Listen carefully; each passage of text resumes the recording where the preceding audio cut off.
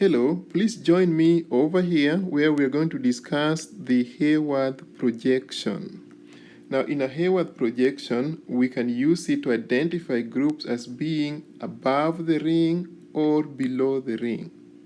Let us take an example of cis-1,2-dimethylcyclohexane and trans-1,2-dimethylcyclohexane. If we were to draw the structures, they would look like this. If one is up, the other one is also up for the cis. In the trans, if another one is up, the next one is going to be down. Now we can represent them in the chair conformation, where assuming the position 1 is up, then position 2 is also up.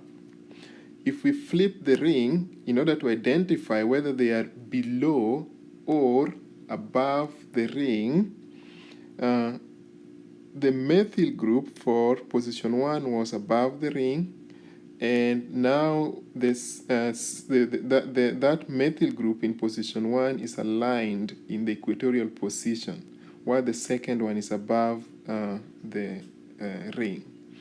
So to clearly demonstrate and visualize this, we can use a Haworth projection.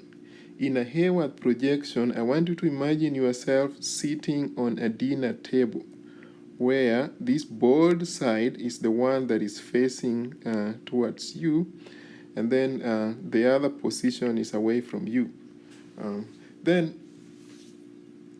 we can have some substituents pointing upwards, so that is above the ring, and we can have some of them pointing downwards, so that is below the ring. So what we do is we can draw the structure, and then we can assume this is position 1, position 2, and then we can now show that as being cis in the Haworth projection, and we can now easily visualize which ones are up and which ones are down, because here there's no flipping. Okay? Going to the trans, we can do the same.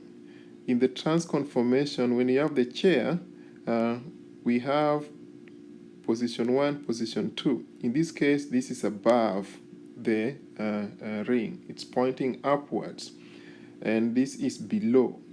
Now when we flip it, now we realize that they are all in the equatorial positions. So again, to make sure that we can visualize which one is up and which one is down, the Haworth projection helps. So we draw it, and then we show in one of the positions, one of them is down, another one is above the ring.